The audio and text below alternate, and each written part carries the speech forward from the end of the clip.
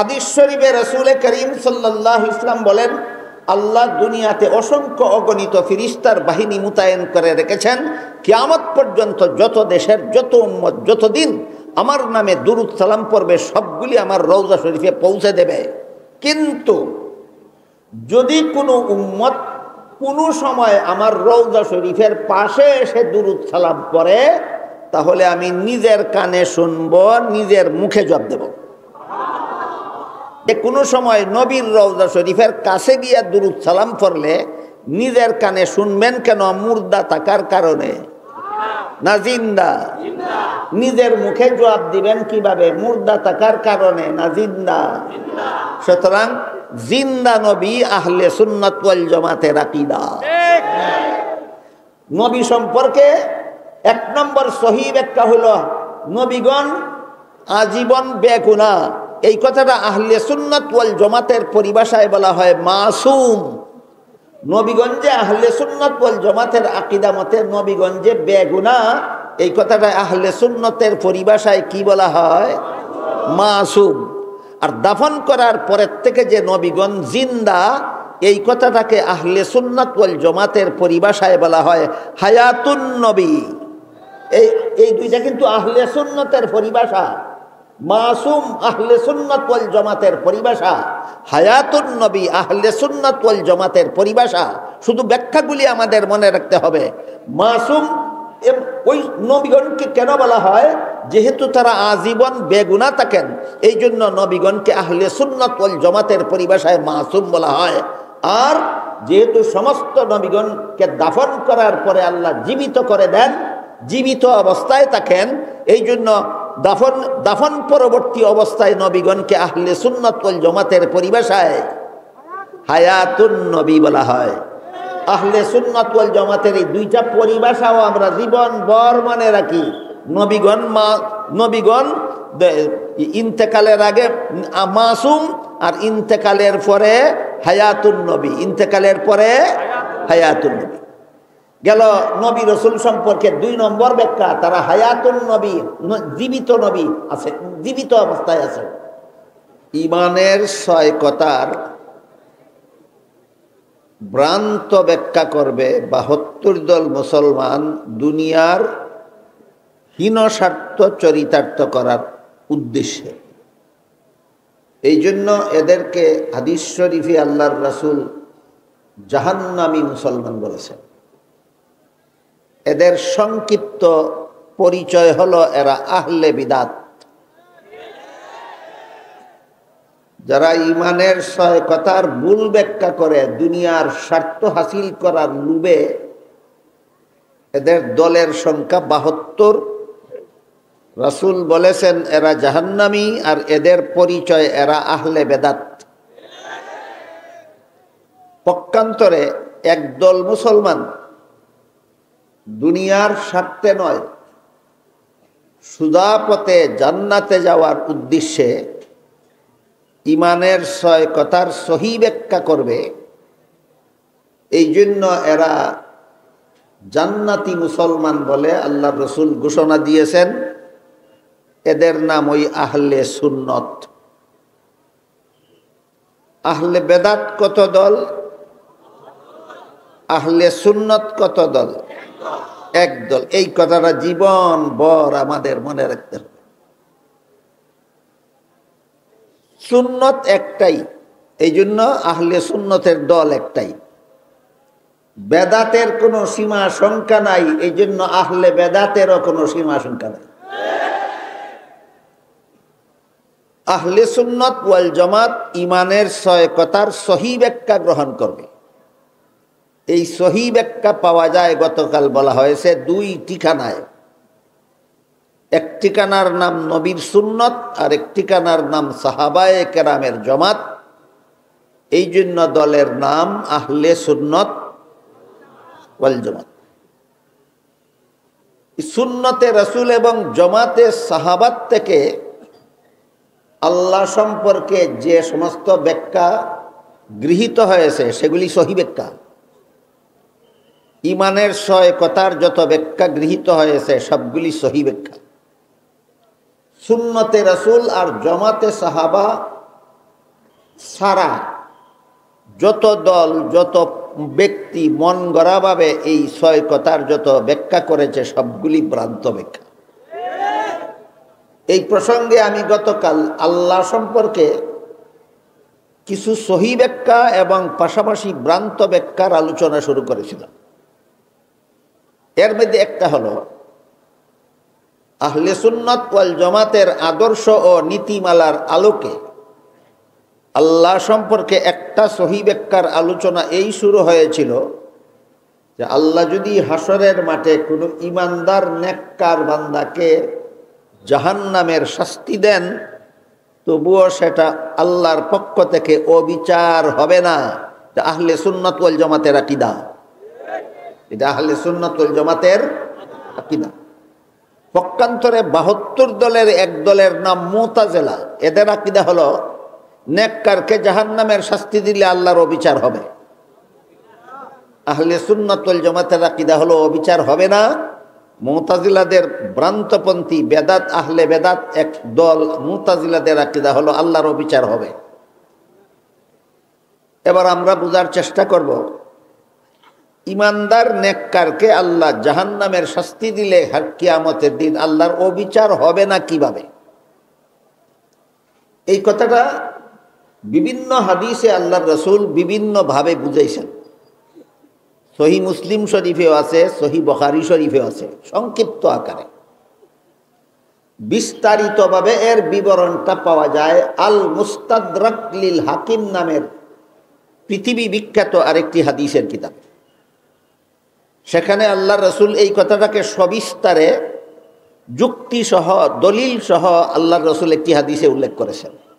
সেই হাদিসটা হলো, হাদিসের সারমর্মটা বলি আমি।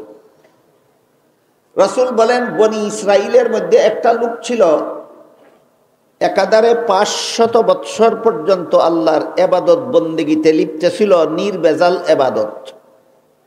বনি ইসরাইলের বংশের মধ্যে একটা লোক ছিল একাধারে 500 বছর পর্যন্ত আল্লাহর ইবাদতে লিপ্ত ছিল। কেমন ইবাদত? একেবারে নির্ভেজাল ইবাদত।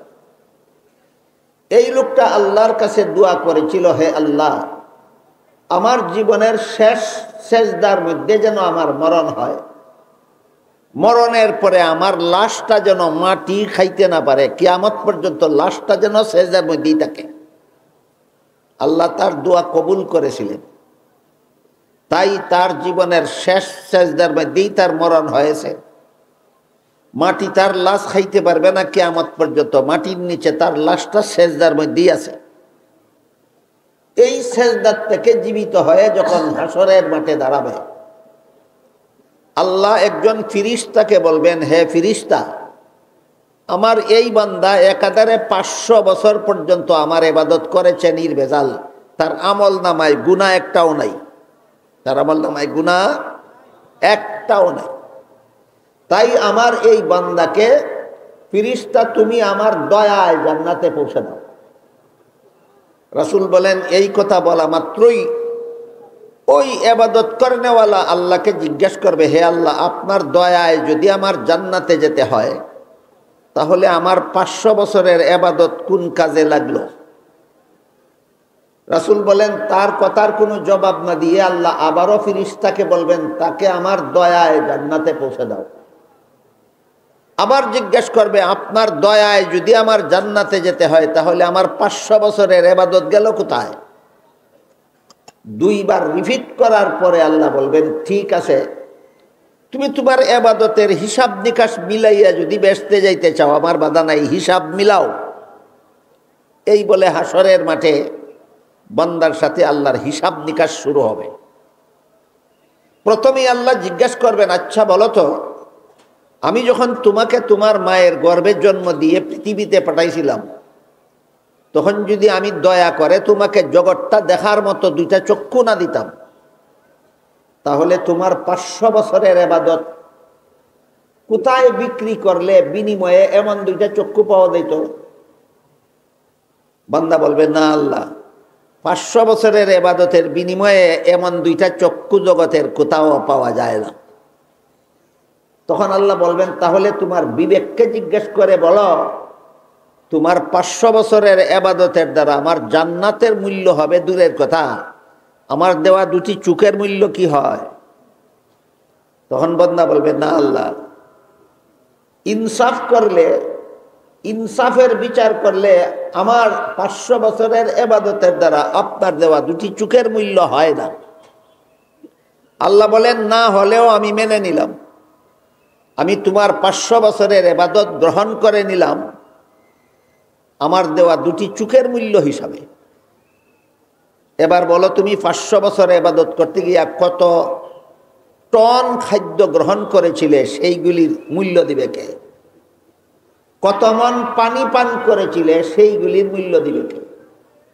আরো তোমার শরীরে যত অঙ্গ প্রত্যঙ্গ আমি দয়া করে দান করেছিলাম, সেগুলির মূল্য দিবে কে? রাসূল বলেন, আল্লাহ এই প্রশ্ন করার পর এই লোকটা নিরুত্তর হয়ে যাবে, আল্লাহর প্রশ্নের কোনো জবাব দিতে পারবে না।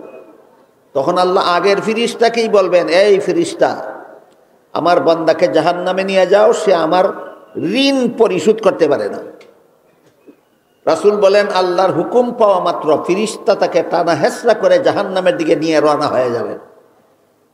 তখন বান্দা চিৎকার দিয়া বলবে, হে আল্লাহ, আপনি দয়া করেই আমাকে জান্নাতে দিয়া দেন। এই ঘটনার মাধ্যমে রাসূল বুঝাইছেন এই কথা, নামাজ, রোজা, ইবাদত বন্দেগীর দ্বারা আল্লাহর জান্নাতের মূল্য হয় না। জান্নাতে যেতে হবে আল্লাহর দয়ায়। তোমার আমল নামাজ যদি গুনাহ একটাও না থাকে, আর শত শত হাজার হাজার বছরের ইবাদতে যদি ইবাদতের সওয়াবের দ্বারা যদি তোমার আমল নামা ভরপুর থাকে, আর আল্লাহ যদি বলেন তোমার দেহের মধ্যে যত নিয়ামত দিয়েছিলাম এগুলির মূল্যই তো তোমার হাজার বছরের ইবাদতের দ্বারা হয় না, তাইলে তোমার জাহান্নামের শাস্তি ভোগ করা ছাড়া কোনো উপায় থাকবে না। তাহলে আহলে সুন্নাত ওয়াল জামাতের এই মতাদর্শটা দলিলবিহীন না যুক্তিবিহীন, না দলিল ভিত্তিক যুক্তিভিত্তিক? আহলে সুন্নাত ওয়াল জামাতের এই মতাদর্শ যে আল্লাহর দয়া ছাড়া জাহান্নাম থেকে বাঁচা যাবে না, আল্লাহর দয়া ছাড়া কেউ জান্নাতে যেতে পারবে না, এটা দলিল ভিত্তিক, যুক্তিভিত্তিক। পক্ষান্তরে মুতাজিলাদের মতবাদ ভ্রান্ত মতবাদ, না এর পক্ষে সহি কোনো দলিল আছে, না এর পক্ষে বিশুদ্ধ কোনো যুক্তি আছে। আহলে সুন্নাত ওয়াল জামাতের এই মতাদর্শে যারা বিশ্বাসী যে আমার সারা জীবনের ইবাদতের বিনিময়েও আমি জান্নাতের যোগ্যতা লাভ করতে পারবো না, জান্নাতে যেতে হবে আল্লাহর দয়ায়, এই মতাদর্শে যারা আন্তরিকভাবে বিশ্বাসী, এরা সারা জীবন ভর যত ইবাদত বন্দেগী করুক, এরা কিন্তু আল্লাহর ভয়ঙ্কর শাস্তি জাহান্নাম থেকে কখনো নির্ভয় হবে না। এরা সদা সর্বদা ইবাদত বন্দেগী করার পরও আল্লাহর দরবারে কাতর থাকবে, কাতর। এই কাতর থাকাটাই হইল আল্লাহর নির্বেজাল গোলামি, কাতর থাকাটাই হইল আল্লাহর নির্বেজাল গোলামি। এখানে আরেকটা প্রশ্ন স্বাভাবিকভাবেই জাগে যে নামাজ, রোজা, ইবাদত বন্দেগীর দ্বারা যদি জাহান্নাম থেকে বাঁচা না যায়, জান্নাতে যাওয়া না যায়, জান্নাতে যদি যেতে হয় আল্লাহর দয়ায়, তাহলে খামোখা আলেমরা আমাদেরকে নামাজ, রোজা, ইবাদত বন্দেগীর কথা বলেন কেন? বিশেষ করে আমাদের সমাজের ভণ্ড পীরেরা এই প্রশ্নটাই করে থাকে। নামাজ নাই, রোজা নাই, ইবাদত নাই, বন্দেগী নাই, হালাল নাই, হারাম নাই, এরা পীর। বলেন, এরা কি সত্যই পীর না বন্ড? এই বন্ডরা যখন এই কাহিনীটা শুনে তখন বলে, দেখো আমাদের মতের পক্ষে হাদিসে দলিল আছে। রাসূল বলেছেন নামাজ, রোজা, ইবাদত বন্দেগীর দ্বারা জান্নাতে যাওয়া যাবে না, জান্নাতে যেতে হবে আল্লাহর দয়ায়। তাই আমরা যে ইবাদতের দ্বারা জান্নাতে যাওয়া যাবে না সেইটা করি না, যে দয়ায় জান্নাতে যেতে হবে সেই দয়ার আশা করি। আল্লাহ পাক রব্বুল আলামিন পবিত্র কোরআনে এই বন্ডদের দাঁত ভাঙ্গা জবাব পরিষ্কার ভাবে দিয়ে রেখেছেন। সেইটা হলো আল্লাহ কোরআনে বলেন, ওয়াবতাগু ইলাইহিল ওয়াসিলা, জান্নাতে যেতে হবে আল্লাহর দয়ায়, আর আল্লাহর দয়া পেতে হবে ইবাদত বন্দেগীর উসিলায়। কথাটা বোঝার জন্য সহজ একটা উদাহরণ দিচ্ছি। মানুষ সন্তান লাভ করার ক্ষমতা নিজেই রাখে না আল্লাহ দয়া করে সন্তান দান করেন? এজন্য যদি কেউ বলে যেহেতু সন্তান দেওয়া আল্লাহর দয়ার উপর নির্ভরশীল, কাজে আমি আর বিয়া করব না, তার কপালে যেমন সন্তান কোনোদিন জুটবে না, ঠিক তেমনি ভাবে যে বন্ডরা বলে জান্নাতে যাওয়া যেহেতু আল্লাহর দয়ার উপর নির্ভরশীল, কাজে আর আমি আর ইবাদত বন্দেগী করব না, এই বন্ডদের কপালেও কোনোদিন জান্নাত জুটবে না। সন্তান দেওয়া আল্লাহর কাজ, সন্তান পাওয়ার জন্য বিয়া করা উসিলা। সন্তান দেওয়া আল্লাহর কাজ, আল্লাহ দয়া করে সন্তান দিবেন, বিয়া করলে না না করলে। ঠিক তেমনি ভাবে জান্নাতে দিবেন আল্লাহর দয়ায়, আল্লাহ দয়া করবেন নামাজ রোজা ইবাদত বন্দেগী করলে না না করলে। কাজেই যারা বলে যে নামাজ রোজা ইবাদত বন্দেগী লাগে না জান্নাতে যাওয়ার জন্য, এরা কোরআনও মানে না, হাদিসও মানে না, এদের ঈমান নাই, এরা বেঈমান কাফির। গেল আল্লাহ সম্পর্কে মাত্র একটা সহি ব্যাখ্যা, গতকালের শেষ অংশে আর আজকের শুরু অংশে মাত্র একটা সহি ব্যাখ্যা শোনাইলাম, যে আল্লাহ যদি কোনো ইমানদার নেককার কেউ জাহান্নামে দেন, সেটাও আল্লাহর অবিচার হবে না। এরপরে নবী রাসূল সম্পর্কেও আহলে বেদাতের কাছে আছে অনেকগুলি ভ্রান্ত এবং মন গড়া ব্যাখ্যা, এবং আহলে সুন্নাত ওয়াল জামাতের কাছে আছে সহি ব্যাখ্যা। নবী রাসূল সম্পর্কে এমন কিছু ভ্রান্ত ব্যাখ্যা এবং সহি ব্যাখ্যার এক দুইটা উদাহরণ বলেই আমি আজকের আলোচ্য বিষয়ের দিকে চলে যাব। নবী রাসূল সম্পর্কে একটা সহি ব্যাখ্যা হলো, সমস্ত নবী রাসূলগণ আজীবন বেগুনাহ। কোন নবী জীবনে কোনোদিন গুনাহ করেন না। এ মর্মে আল্লাহ সূরাতুল বাকারার 124 নম্বর আয়াতে বলেন, লা ইয়ানালু আহদিজ জালিমিন, নবুয়তের পদ আমি গুনাহগারদেরকে দান করি না। সূরাতুল বাকারার 124 নম্বর আয়াতে আল্লাহ বলেন, নবুয়তের পদ আমি কোনো গুনাহগারকে দান করি না। এর দ্বারা পরিষ্কার হয়ে গেল নবীগণ হয়ে থাকেন আজীবন বেগুনাহ। নবীগণ হয়ে থাকেন আজীবন বেগুনাহ। এজন্য আপনি যদি সমস্ত নবীগণকে বেগুনাহ বিশ্বাস করেন, তাহলে আপনি আহলে সুন্নাত ওয়াল জামাতের অন্তর্ভুক্ত হতে পারেন। যদি কেউ কোনো নবীকে কোনো ঘটনার অপব্যাখ্যা বা মন গড়া ব্যাখ্যার মাধ্যমে গুনাহগার সাব্যস্ত করে, সে আর যাই কিছু হোক আহলে সুন্নাত হতে পারে না, আহলে বেদাত হতে পারে। এই আয়াতের ভিত্তিতে আহলে সুন্নাত ওয়াল জামাতের নবীগণ সম্পর্কে একটা সহি ব্যাখ্যা হলো, সমস্ত নবী রাসূলগণ আজীবন বেগুনাহ। কাজেই কোন নবীর জীবনের কোনো ঘটনাকে যদি এমনভাবে ব্যাখ্যা করা হয় যেভাবে ব্যাখ্যা করলে নবী গুনাহগার সাব্যস্ত হয়ে পড়েন, অথবা কোরআনে হাদিসে এমন কোনো শব্দ যদি পাওয়া যায় যে শব্দের কোনো অর্থে গুনাহ সাব্যস্ত হয়, এমন ক্ষেত্রে আহলে সুন্নাত ওয়াল জামাতের মতাদর্শ হলো নবী বেগুনাহ আল্লাহর এই মূলনীতি বজায় রেখে ওই অন্যান্য শব্দকে এবং নবীর জীবনের ওই সমস্ত ঘটনাকে রূপক অর্থে ধরে নিয়ে ভিন্নভাবে ব্যাখ্যা করতে হবে, যেন কারো কোনো ব্যাখ্যার দ্বারা কোনো নবী যেন গুনাহগার সাব্যস্ত না হন। এটা হলো নবীগণ সম্পর্কে একটা সহি ব্যাখ্যা, যেটা আহলে সুন্নাত ওয়াল জামাতের মতাদর্শ। এর একটা উদাহরণ, আল্লাহ আদম আলাইহিস সালামকে প্রথম নবী বানাইছেন। পৃথিবীতে পাঠাবার আগে জান্নাতে পাঠাইছেন, বলে দিয়েছেন জান্নাতের সব রকমের ফলমূল খাও, শুধু একটি গাছের ফল খেতে নিষেধ করেছেন। কিন্তু শেষ পর্যন্ত ইবলিসের দুকায় পরে আদম জান্নাতে নিষিদ্ধ গাছের ফল খেয়েছেন। এই ঘটনা কোরআনে আছে।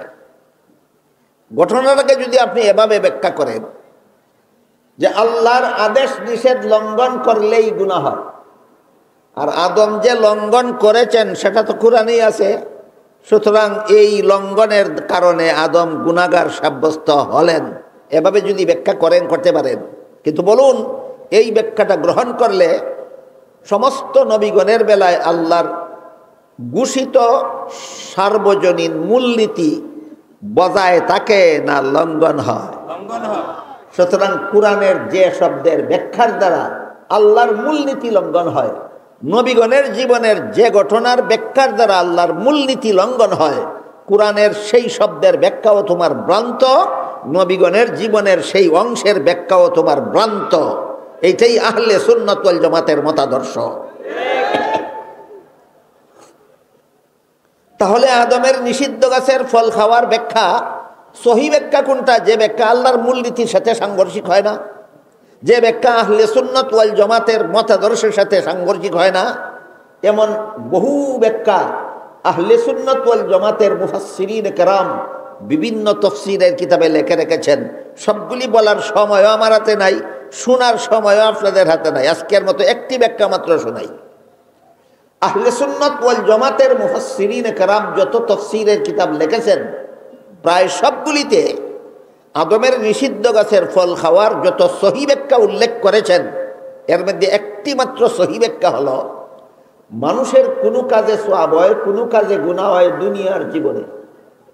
মানুষের কোনো কাজে সওয়াব হয়, কোনো কাজে গুনাহ হয় দুনিয়ার জীবনে।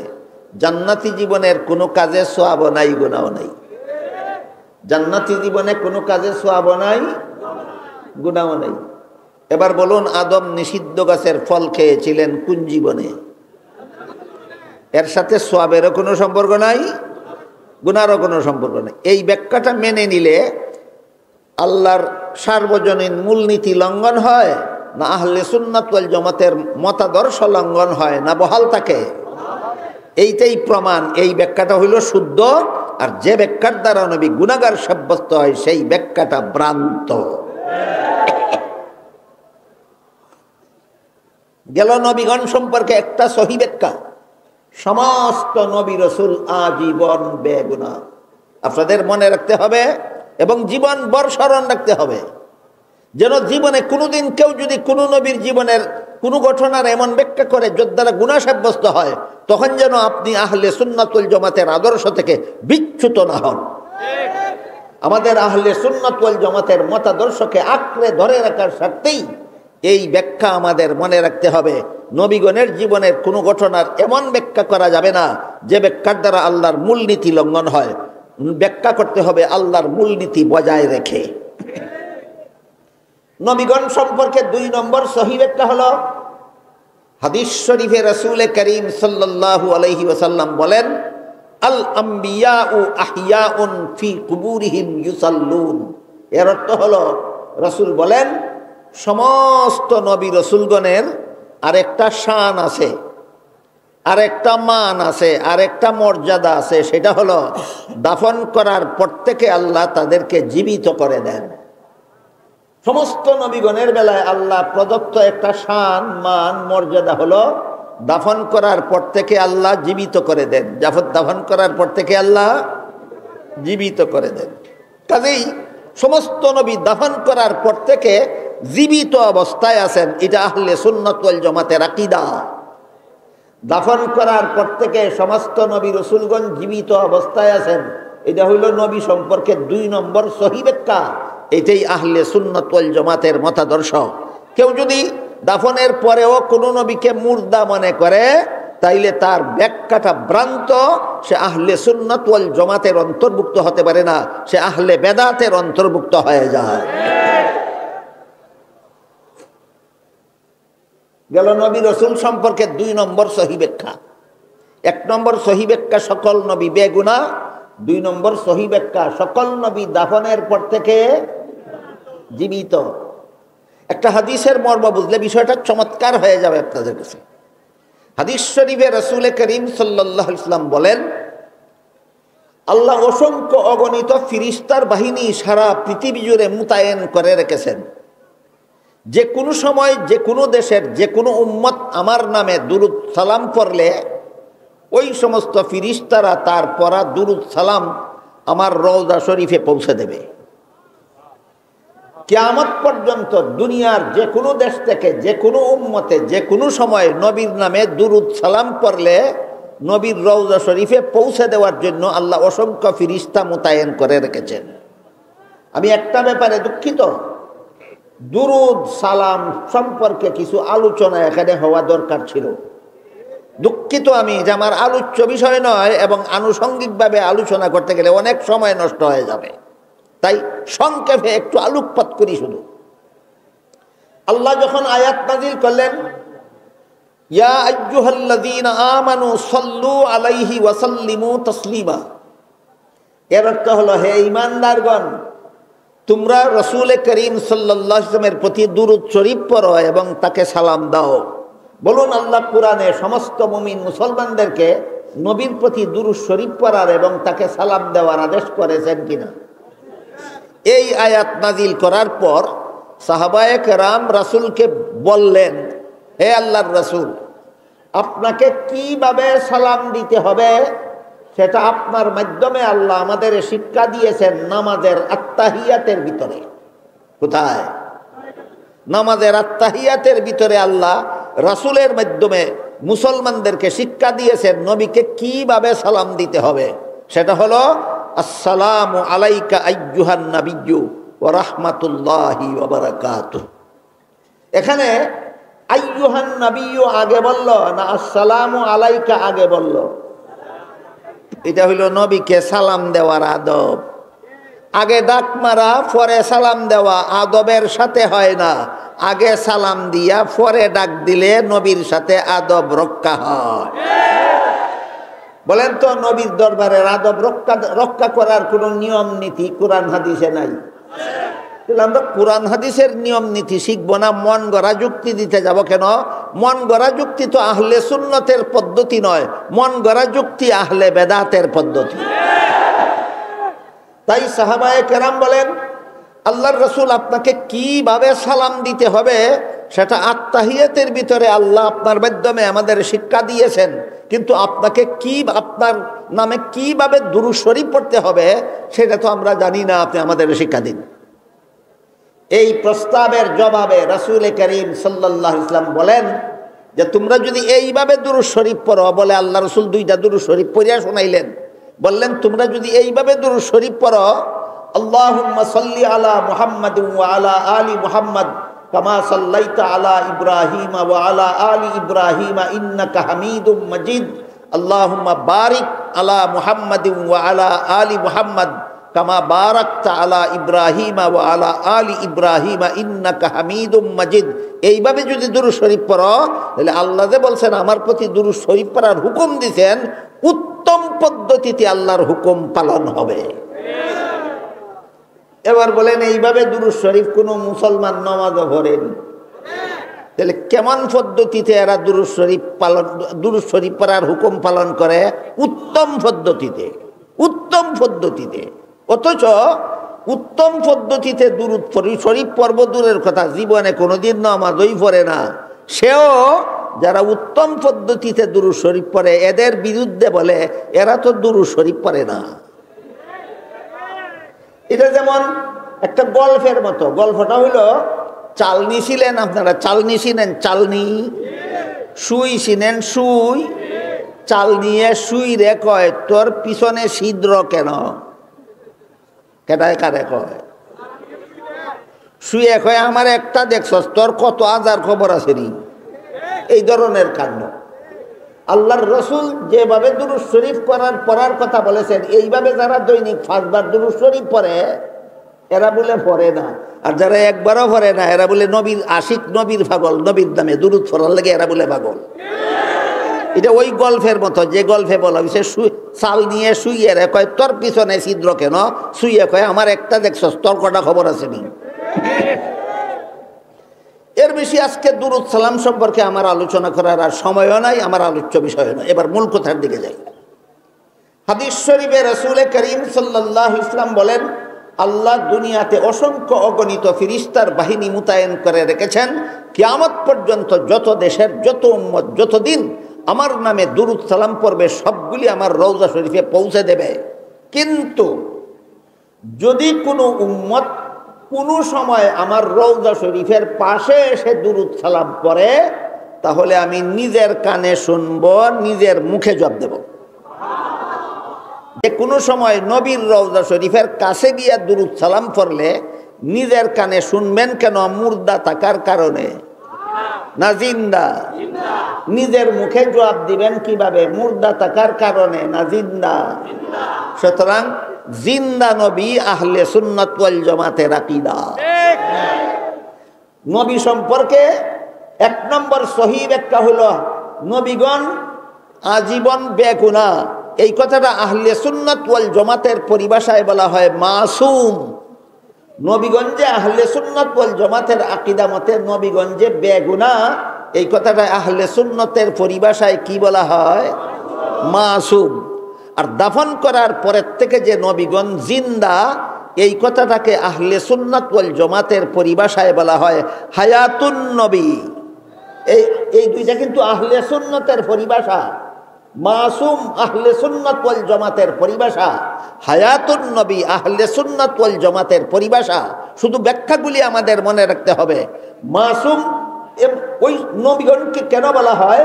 যেহেতু তারা আজীবন বেগুনাহ থাকেন, এই জন্য নবীগণকে আহলে সুন্নাত ওয়াল জামাতের পরিভাষায় মাসুম বলা হয়। আর যেহেতু সমস্ত নবীগণকে দাফন করার পরে আল্লাহ জীবিত করে দেন, জীবিত অবস্থায় থাকেন, এই জন্য দাফন পরবর্তী অবস্থায় নবীগণকে আহলে সুন্নাত ওয়াল জামাতের পরিভাষায় হায়াতুন নবী বলা হয়।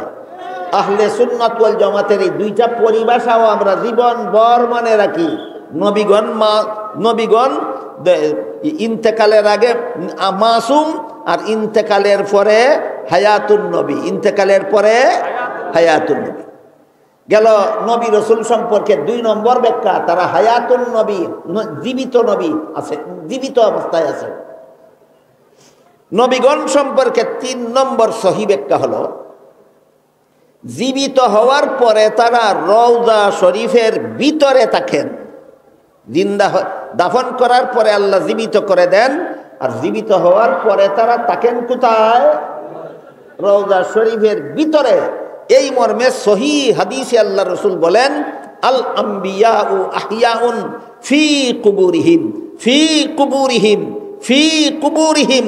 জিন্দা হয়ে নবী রওজা শরীফের ভিতরে থাকেন, জিন্দা হয়ে নবী রওজা শরীফের ভিতরে থাকেন, জিন্দা হয়ে নবী রওজা শরীফের ভিতরে থাকেন। কাজী যে বলে বের হয়ে আসেন, সে আর যাই কিছু হোক আহলে সুন্নাত ওয়াল জামাত হতে পারে না। নবী রসুল সম্পর্কে আজকের মতো 3টা সহিহ ব্যাখ্যা শুনাইলাম। 1 নম্বর, তারা আজীবন বেগুনাহ। 2 নম্বর, তারা দাফন করার পর থেকে জিন্দা। 3 নম্বর, জিন্দা হয়ে কোথায় কোথায় আগমন করেন? কোথাও আগমন করেন না, রওজা শরীফের ভিতরে থাকেন। 3টা সহিহ ব্যাখ্যা আহলে সুন্নাত ওয়াল জামাতের মতাদর্শ বুঝে থাকলে একটু কথা, যদি একটা কথার জবাব যদি আপনারা দিতে পারেন, তাহলে আমি আমার আজকের আলোচ্য বিষয়ের দিকে অগ্রসর হতে পারি। সেটা হলো আজীবন জিন্দা থাকা, আজীবন বেগুনাহ থাকা, দাফন করার পরে জীবিত হওয়া, জীবিত হয়ে রওজা শরীফের ভিতরে থাকা, এটা এককভাবে কোনো এক দুজন নবীর গুণ না, সকল নবীর গুণ?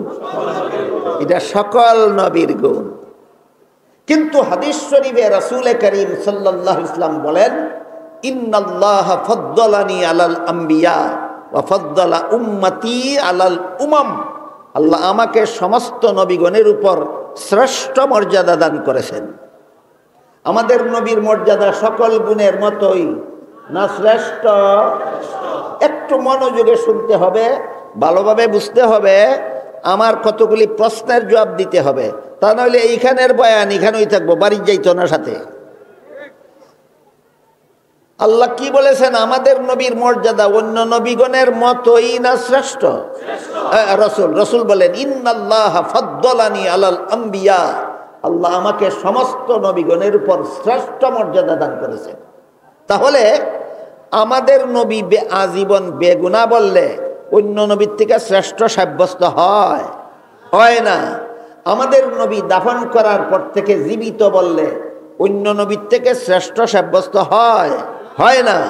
আমাদের নবী রওজা শরীফের ভিতরে থাকেন বললে অন্য নবীর থেকে শ্রেষ্ঠ সাব্যস্ত হয় না।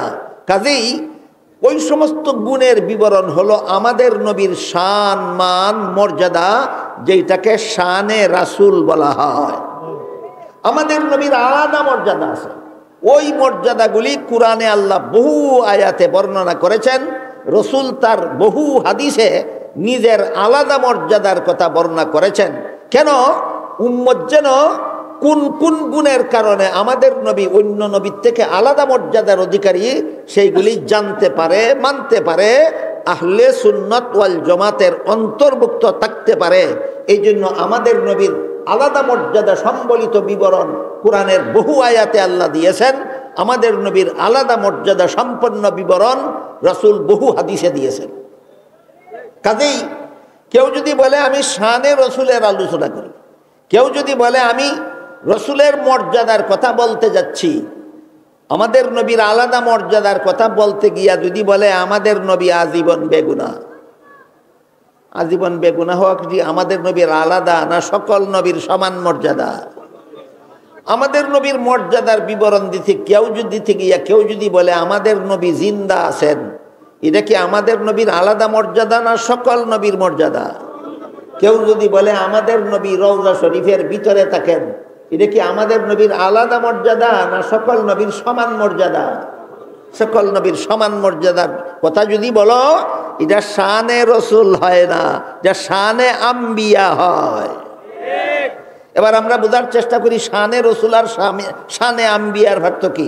আম্বিয়া নবী শব্দের বহু বচন, আম্বিয়া নবী শব্দের বহু বচন। তাহলে শানে আম্বিয়া অর্থ সমস্ত নবীর মর্যাদা, শানে আম্বিয়া অর্থ সমস্ত নবীর মর্যাদা। এবার বলুন আমার কথা বুঝে থাকলে, হায়াতুন নবী হওয়া শানে রসুল না শানে আম্বিয়া? জিন্দা নবী হওয়া শানে রসুল না শানে আম্বিয়া? রওজা শরীফের ভিতরে থাকা শানে রসুল না শানে আম্বিয়া? গায়ে শানে আম্বিয়া আর কয় শানে রসুল গাইছি, নিজেই বুঝে না, অন্যরে বুঝাইব কি? তুমি কি কইছো নিজে নি বুঝছ? কথা বুঝতে পারছেন আপনারা? তাহলে বলুন হায়াতুন নবী শানে রসুল না শানে আম্বিয়া? হ্যাঁ, হায়াতুন নবী শানে রসুল নয়, শানে আম্বিয়া, সকল নবীর গুণ। হায়াতুন এরপরে মাসুম শানে রসুল নয়, শানে আম্বিয়া। রওজা শরীফের ভিতরে অবস্থান করা। এক হাদিসে আল্লাহ রসুল বলেছেন, নবীগণ জীবিত অবস্থায় রওজা শরীফের ভিতরে কি করেন? নবীর ভাষায় বলেন, আল আম্বিয়াউ আহিয়াউন ফি কুবুরিহিম ইউসাল্লুন। নবীগণ রওজা শরীফের ভিতরে জীবিত অবস্থায় নামাজ পড়েন, নামাজ পড়েন, নামাজ পড়েন। বলেন জীবিত অবস্থায় নবীগণ রওজা শরীফের ভিতরে নামাজ পড়েন, এটা শানে রসুল না শানে আম্বিয়া? আগে শানে আম্বিয়া আর শানে রসুলের পার্থক্য বুঝো। এরপরে গাও যদি শানে আম্বিয়া তে শানে রসুল গাই কইও না, আর শানে রসুল যদি গাও তে শানে আম্বিয়া গাই কইও না। ডাইলে চাউলে খিচুড়ি বানাইও না, ডাইল আলাদা ভাগ করো, চাউল আলাদা রান্ধো। কাজেই আমাদের আজকের আলোচ্য বিষয় শানে আম্বিয়া নয়, আজকের আলোচ্য বিষয় হইল শানে রসুল।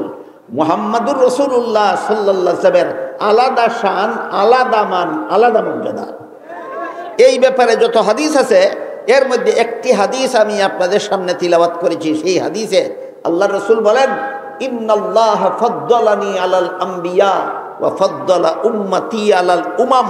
আল্লাহ আমাকে সমস্ত নবী রসুলগণের উপর শ্রেষ্ঠ মর্যাদা দান করেছেন, আর আমার উম্মতকে সকল নবীর উম্মতের উপর শ্রেষ্ঠ মর্যাদা দান করেছেন।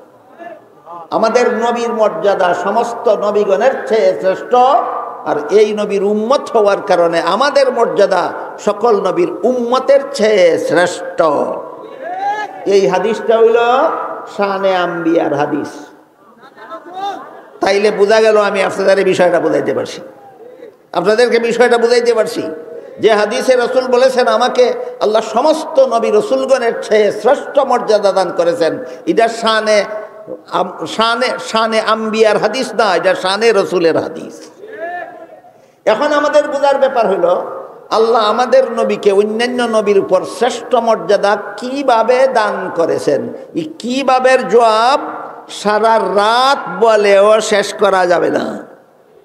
আপনাদের নবীকে আল্লাহ অন্যান্য নবীদের উপর শ্রেষ্ঠ মর্যাদা, একভাবে, দুইভাবে, তিনভাবে, চারভাবে নয়, যতভাবে আল্লাহ আপনাদের নবীকে সমস্ত নবী রসুলগণের চেয়ে শ্রেষ্ঠ মর্যাদা দান করেছেন, যতভাবে আল্লাহ আপনাদের নবীকে আসমান, জমিন, আরশ, কুরসি, লৌহ কলম, মানব দানব, জিন ফিরিস্তা সবার চেয়ে শ্রেষ্ঠ মর্যাদা দান করেছেন, তার বিবরণ সারা রাতে দিয়েও শেষ করা যাবে না। তাই আজকে শুধু এক দুইটা উদাহরণ শোনাবো আপনাদেরকে। আজকে শুধু এক দুইটা উদাহরণ, শানে রসুলের এক দুইটা উদাহরণ। কিন্তু শানে রসুলের বিবরণ দেওয়ার বেলায় তিনটা শর্ত মনে রাখতে হবে। তিন শর্ত যদি জানে না, কইব একটা করবো আরেকটা। শানে রসুলের বিবরণের জন্য শর্ত কটা আছে? এই তিনটা শর্ত যদি জানে না আর শানে রসুল কোয়া শুরু করে, কইব একটা করবো আরেকটা। কইব হবিগঞ্জ যাইব সোনারুঘাট, কইব সিলেট যাইব ঢাকা। কেন? কারণ শানে রসুলের শর্ত জানে না। শানে রসুলের কি জানে না? শর্ত জানে না। শানে রসুলের এক নম্বর শর্ত হইল, মন গড়া যুক্তি দিতে পারবে না, কোরআন হাদিসের বিবরণ পেশ করো। শানে রসুল যথাযথভাবে শানে রসুলের বিবরণের জন্য এক নম্বর শর্ত মন গড়া যুক্তি না কোরআন হাদিসের বিবরণ। কাজেই শানে রসুল বলতে গিয়ে যারা মন গড়া যুক্তি দেয়, এরা হইল আহলে সুন্নাত ওয়াল জামাত। ওখান থেকে না কোন তাহলে গতানুগতিকভাবে আহলে সুন্নাত হব আমরা, না বুঝে শুনে আহলে সুন্নাত? গতানুগতিক তালে তালে আহলে সুন্নাত ওয়াল জামাত হলে কোনো কাজ হবে না। বুঝে শুনে আহলে সুন্নাত ওয়াল জামাত হতে হবে। বলেন কত শর্তে শানে রসুল কইলে ঠিক থাকে, আর না হইলে শানে রসুল ঠিক থাকে না? তিন শর্তের এক নম্বর শর্ত, রসুলের শান, রসুলের মান, রসুলের মর্যাদা মন গড়া যুক্তি দিয়ে বোঝাইও না। কোরআন হাদিসে আল্লাহ এবং আল্লাহর রসুল যেভাবে বলেছেন সেইভাবে বলো। দুই নম্বর শর্ত, রসুলের মর্যাদা দিতে গিয়া রসুলরে আল্লাহর সমান বানাইও না। রসুলের মর্যাদা দিতে গিয়া রসুলরে আল্লাহর সমান বানাইও না। যেমন কেউ যদি কয় জান্নাত দেওয়ার মালিক রসুল, এতক্ষণে কি বুঝাচ্ছেন আপনারা? জান্নাতে দেওয়ার মালিককে যদি কয় জান্নাতে দেওয়ার মালিক রসুল, তাইলে রসুলের শান হইল না আল্লাহর সাথে শরিক করা হইল? শানে রসুলের নামে শিরিক করা যাবে না। কিসের নামে কি করা যাবে না? শানে রসুলের নামে শিরিক করা যাবে না। রসুলের মর্যাদা কোরআন হাদিসে যেটা আছে সেইটা বলো। মন গড়া যুক্তি দিয়া রসুলরে আল্লাহর সমান বানাইও না। রসুলরে আল্লাহর সমান বানানির একটা মন গড়া যুক্তি হইল, আল্লাহ কি নবীকে বেহেশতে দেওয়ার মালিক বানাইতে পারেন না? এই যুক্তি। আল্লাহ কি নবীকে বেহেশতে দেওয়ার মালিক বানাইতে পারেন না? আরে পারেন কি না পারেন না এটা তো ব্যাপার না, করেন কি না করেন না সেইটা হইল ব্যাপার। এইখানে একটা দুকা দেয় এক দলে আর দুকা খায় জনসাধারণে। ভাই আল্লাহ কি পারেন না? এই আল্লাহ পারেন। আল্লাহ কি পারেন না? সব পারেন। করেন কি না করেন না সেটা হইল ব্যাপার। এক দুইটা উদাহরণ বুঝেন। ইবলিস আপনাদের জানা মতে জান্নাতে যাবে না জাহান্নামে যাবে? আল্লাহর কি ক্ষমতা নাই জান্নাতে দেওয়ার? এই জন্য যদি কেউ কয় ইবলিস তো জান্নাতে যাবে, প্রশ্ন করলে কয় আল্লাহ কি পারেন না? এই পারেন না কি এটা দলিল নাকি? করেন কিনা সেটা দলিল। পারেন কিনা সেটা দলিল না, করেন কিনা সেটা দলিল। কাজে আল্লাহ কি পারেন না এটাই মন গড়া যুক্তি। আল্লাহ কি পারেন না এমন কথা বলে যারা নবীকে এমন গুণে গুণান্বিত করে যে গুণের দ্বারা আল্লাহর সাথে শিরিক হয়, এটা মন গড়া যুক্তির দ্বারা শানে রসুল বোঝাতে চায়। এটা শানে রসুল নয়, নবীকে আল্লাহর শরিকদার বানাবার কুচক্রান্ত ছাড়া আর কিছু নয়। এই জন্য শানে রসুল বিশুদ্ধ হওয়ার জন্য কত শর্ত আছে? এক নম্বর হইল এই তুমি নবীর যে মর্যাদার কথা বলতেছ বিবরণ কোরআন হাদিসে থাকতে হবে। মন গড়া যুক্তি দিলে চলবে না, কোরআন হাদিসে বিবরণ থাকতে হবে। দুই নম্বর, আল্লাহর সাথে শরীক করা যাবে না। তিন নম্বর শর্ত হইল তুমি তোমার নবীর এমন গুণের কথা বলতে হবে যেই গুণ অন্য কারো মধ্যে নাই। এটা তিন নম্বর শর্ত। তোমার নবীর এমন গুণের কথা বলতে হবে যেই গুণ অন্য কারো মধ্যে নাই। যেমন শানে রসুলের নামে বলে আমাদের আমাদের আমাদের নবী বেগুনা, এটা তো অন্য নবীর মধ্যেও আছে। এটা শানে রসুল হইছে না, এটা শানে রসুল হইছে না, যে শানে আম্বিয়া হইছে। আমি কি আপনাদেরকে বুঝাতে পারলাম? শানে রসুল সহি হওয়ার শর্ত কটা আছে? 3টা। জীবনে কোনোদিন ভুলে যাবেন না, তাহলে আপনাদেরকে শানে রসুলের নামে কেউ দুঃখা দিতে পারবে না। শানে রসুলের নামে এই সমাজে যথেষ্ট দুঃখা চলে, শানে রসুলের নামে এই সমাজে যথেষ্ট দুঃখা চলে। কেন? আমার দেশের সরল মুসলমান নবীর সরল উম্মত শানে রসুলের শর্তগুলি জানে না। এই জন্য যার যেভাবে মনে চায় মন গড়া যুক্তি দেয়া নবীকে অমুকের সাথে তুলনা করে, হমুকের সাথে তুলনা করে, তুলনা করে নবীর শান বুঝাতে চায়।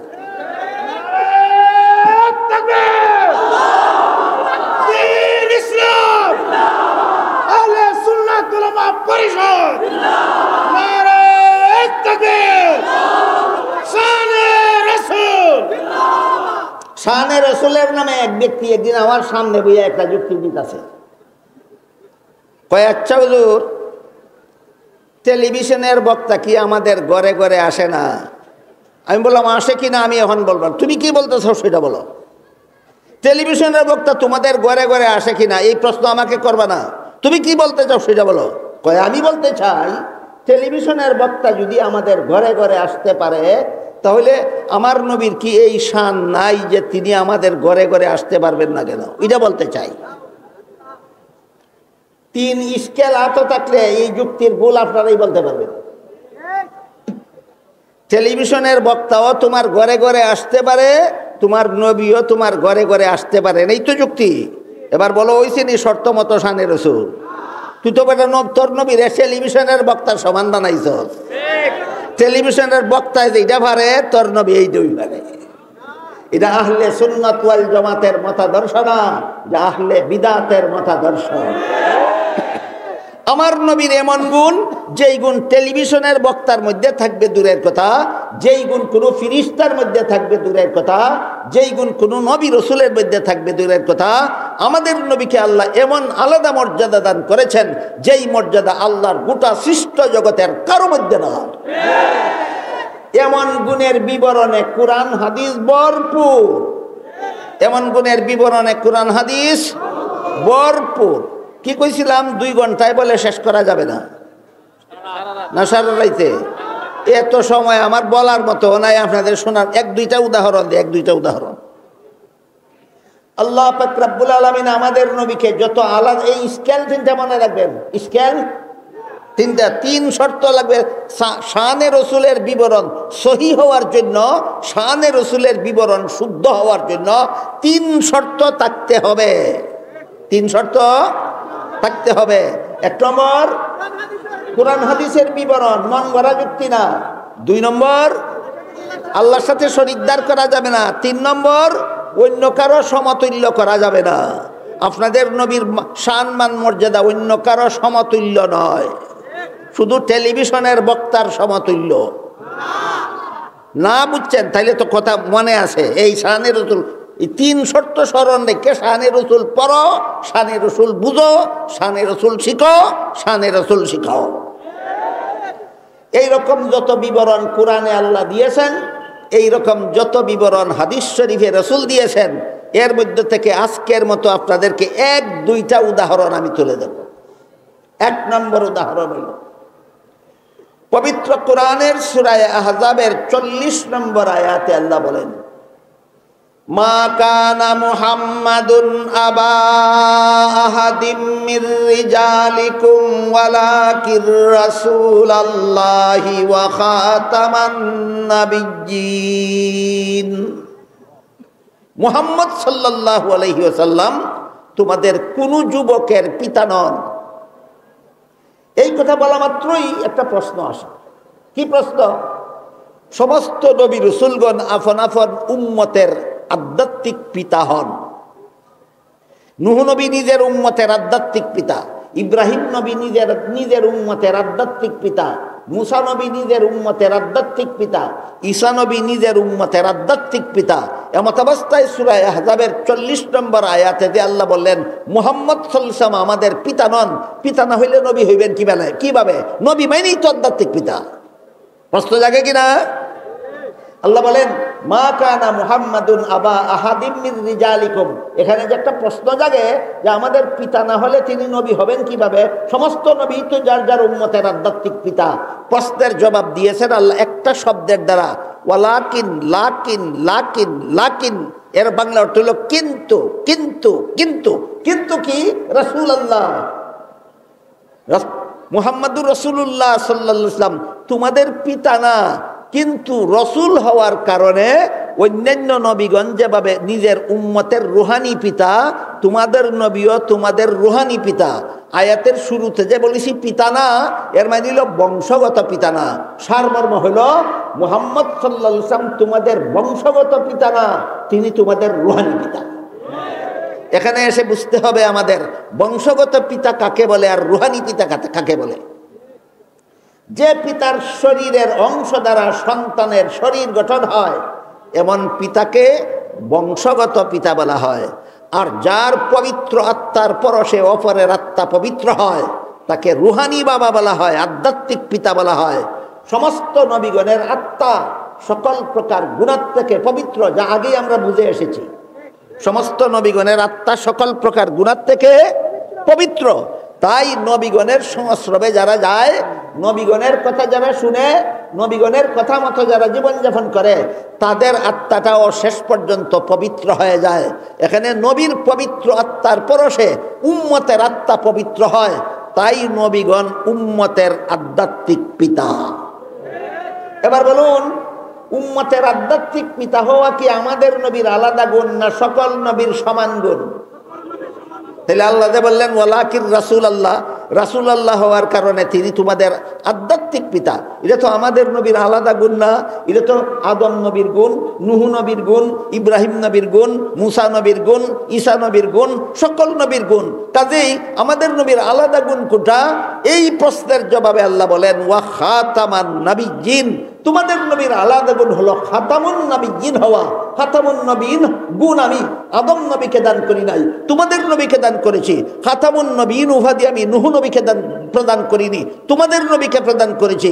খাতামুন নবীন উপাধি আমি কোনো নবীকে দেই নাই, একমাত্র তোমাদের নবীকে দিয়েছি।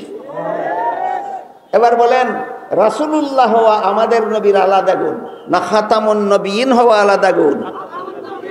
খাতামুন নবীন এই উপাধি আল্লাহ কোনো নবীকে প্রদান করেননি, একমাত্র আমাদের নবীকে খাতামুন নবীন উপাধি প্রদান করেছেন। এটা কিভাবে আমাদের নবীর আলাদা গুণ হইল, এখন হইল বুঝার ব্যাপার। তিরমিজি শরীফের বর্ণিত এক হাদিসে রাসূল করিম সাল্লাল্লাহু আলাইহি ওয়াসাল্লাম বলেন লা তাকুমুস সাআতু হাত্তা ইউবআসা দাজ্জালুনা কাযযাবুনা কুল্লুহুম ইয়াজআমু আন্নাহু নাবিয়্যুন ওয়া আনা খাতামুন নাবিয়্যিন লা নাবিয়্যা বাদি। এর অর্থ হলো রাসূল বলেন আমার পরে কিয়ামত পর্যন্ত যদি কেউ নবী হওয়ার দাবি করে, সে হবে মিথ্যাবাদী, দাজ্জাল। কাজেই গোলাম আহমদ কাদিয়ানী যেহেতু আমাদের নবীর পরে জন্ম হইয়া নবী হওয়ার দাবি করেছে, আল্লাহর নবী অগ্রিম বলে গেছেন সে মিথ্যাবাদী, দাজ্জাল। দাজ্জাল সম্পর্কে অনেক কথা আছে আপনাদের জানার মতো, আমার বলার মতো। দুঃখিত আমি, সময় নাই, সব কথা একদিনে বলা যাবে না, শুধু শব্দটাই মনে রাখুন। আল্লাহর রাসূল বলে দিয়েছেন আমার পরে যারা নবী হওয়ার দাবি করবে তারা সবাই হবে মিথ্যাবাদী, দাজ্জাল। সুতরাং রাসূলের এই হাদিস মতে গোলাম আহমদ কাদিয়ানী মিথ্যাবাদী, দাজ্জাল। এর কারণ বর্ণনা করে রাসূল বলেন আমার পরবর্তী কেউ নবী হওয়ার দাবি করলে সে মিথ্যাবাদী, দাজ্জাল হবে। কেন? কারণ হিসাবে নবী বলেন ওয়া আনা খাতামুন নাবিয়্যিনা লা নাবিয়্যা বাদি। আল্লাহ যে আমাকে কোরআনে খাতামুন নবিয়্যিন উপাধি দিয়েছেন, এর অর্থ হইল আমার পরে আর কোনো নবী নাই, আমি শেষ নবী। এই শেষ নবী হলো খাতামুন নবিয়্যিনের অর্থ। এবার বলুন সূরা আহজাবের 40 নম্বর আয়াতে আল্লাহ আপনাদের নবীকে কি উপাধি দিয়েছেন? খাতামুন নবিয়্যিন। তিরমিজি শরীফের হাদিসে রাসূলের কি অর্থ বলেছেন? শেষ নবী। আল্লাহ বলেছেন খাতামুন নবিয়্যিন, নবী অর্থ করেছেন শেষ নবী। আমাদের নবী খাতামুন নবিয়্যিন অর্থ আমাদের নবী শেষ নবী। এখন প্রশ্ন হইল এই শেষ নবী হওয়াটা শ্রেষ্ঠত্বের প্রমাণ কিভাবে হয়? শেষ নবী হওয়াটা শ্রেষ্ঠত্বের প্রমাণ কিভাবে হয়? যে সহজ প্রশ্ন নয়, একটু কঠিন আছে। একটু গভীর মনোযোগে বসতে হবে, একটু গভীর মনোযোগে শুনতে হবে। একটা উদাহরণের মাধ্যমে আমি আপনাদের এই প্রশ্নের জবাবটা বোঝাবার চেষ্টা করব। উদাহরণটা হলো, একজন মানুষ কোনো একটা জটিল রোগে আক্রান্ত হইল, একজন ডাক্তারের দ্বারা চিকিৎসা করাইল, চিকিৎসার দ্বারা রোগ কিছুদিনের জন্য সারল, কিছুদিন পরে আবার রোগ ফিরে দেখা দিল। বলুন, চিকিৎসা পুরাপুরি সফল না আংশিক সফল? আরেক ডাক্তারের দ্বারা চিকিৎসা করাইল, আংশিক সফল। আরেক ডাক্তারের দ্বারা চিকিৎসা করাইল, আংশিক সফল। আরেক ডাক্তারের দ্বারা চিকিৎসা করাইল, আংশিক সফল।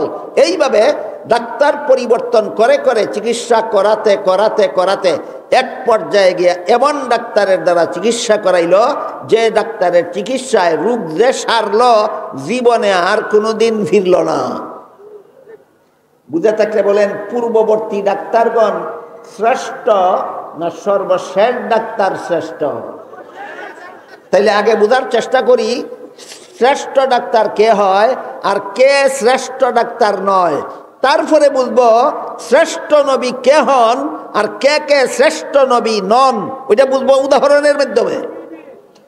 যে ডাক্তারের চিকিৎসার পরে আরো ডাক্তারের দরকার বাকি থাকে, ইনি শেষ ডাক্তারও না, শ্রেষ্ঠ ডাক্তারও না। যে ডাক্তারের চিকিৎসার পরে আরো ডাক্তারের দরকার বাকি থাকে, তিনি শেষ ডাক্তারও না, শ্রেষ্ঠ ডাক্তারও না। আর যে ডাক্তারের চিকিৎসার পরে আর কোনো ডাক্তারের দরকার বাকি থাকে না, তিনি শেষ ডাক্তারও, শ্রেষ্ঠ ডাক্তারও। ঠিক তেমনি ভাবে এই সমস্ত ডাক্তার হলেন হাসপাতালের ডাক্তার। আল্লাহ পাক রব্বুল আলামিন মানব জাতির জন্য আরেক প্রকার চিকিৎসক বানাইছেন, রুহানি রোগের চিকিৎসক। আল্লাহ সমস্ত নবী রসুলগণকে মানব জাতির রুহানি চিকিৎসক বানাইছেন। সমস্ত নবী রসুলগণকে কেমন রোগের চিকিৎসক বানাইছেন? রুহানি রোগের চিকিৎসক। আর রুহানি শারীরিক রোগের মধ্যে যেমন সবচেয়ে কঠিন রোগ হইল ক্যান্সার, ঠিক তেমনি ভাবে রুহানি রোগগুলির মধ্যে সবচেয়ে বড় জঘন্যতম রোগের নাম কুফুর। রুহানি রোগগুলির মধ্যে সবচেয়ে বড় কঠিন রোগের নাম কুফুরি। এই কুফুরি রোগের চিকিৎসার জন্য আল্লাহ আদম আলাইহিস সালাম থেকে নিয়ে মুহাম্মদুর রাসূলুল্লাহ পর্যন্ত লক্ষাধিক নবী রসুল পাঠিয়েছেন। আদম নবীর চিকিৎসায় কিছু মানুষ, নূহ নবীর চিকিৎসায় কিছু মানুষ রুহানি রোগ থেকে মুক্ত হয়েছে, বাকি সব রুহানি রোগে আক্রান্ত হইয়া মারা গেছে। ইব্রাহিম নবীর চিকিৎসায় কিছু মানুষ কুফরি রোগ থেকে মুক্ত হয়েছে, সব মানুষ কুফরি রোগে রয়ে গেছে। মুসা নবীর চিকিৎসায় কিছু মানুষ রুহানি রোগের থেকে মুক্ত হয়েছে, বাকি সব মানুষ রুহানি রোগে আক্রান্ত হইয়া রয়েছে। ঈসা নবীর চিকিৎসায় কিছু মানুষ রুহানি রোগ থেকে মুক্ত হয়েছে, বাকি সব মানুষ কুফরি রোগে আক্রান্ত রয়েছে। এইভাবে আল্লাহ পাক রব্বুল আলামিন শুধু তাই নয়, বরং আগের নবী বিদায় হওয়ার পরবর্তী কিছুদিনের মধ্যে সব মানুষ আবার কাফির হয়ে গেছে। আগের নবী বিদায় হওয়ার পরবর্তী কিছুদিনের মধ্যে সারা দুনিয়ার সব মানুষ আবার কাফের হইয়া গেছে। এর একটা উদাহরণ শুনুন। আদম আলাইহিস সালাম দুনিয়াতে আসার 600 বছর পরে ইবলিস অত্যন্ত কৌশলের মাধ্যমে আদমের সন্তানদেরকে মূর্তি পূজা শিক্ষা দিয়েছিল। কাজে আমাদের মনে রাখা দরকার, জীবনভর মূর্তি পূজার প্রথম উস্তাদ ইবলিস। মূর্তি পূজার প্রথম উস্তাদ ইবলিস। আদম নবী দুনিয়াতে আসার কতদিন পরে আদম সন্তানদেরকে ইবলিস মূর্তি পূজা শিক্ষা দিয়েছিল? 600 বছর পরে।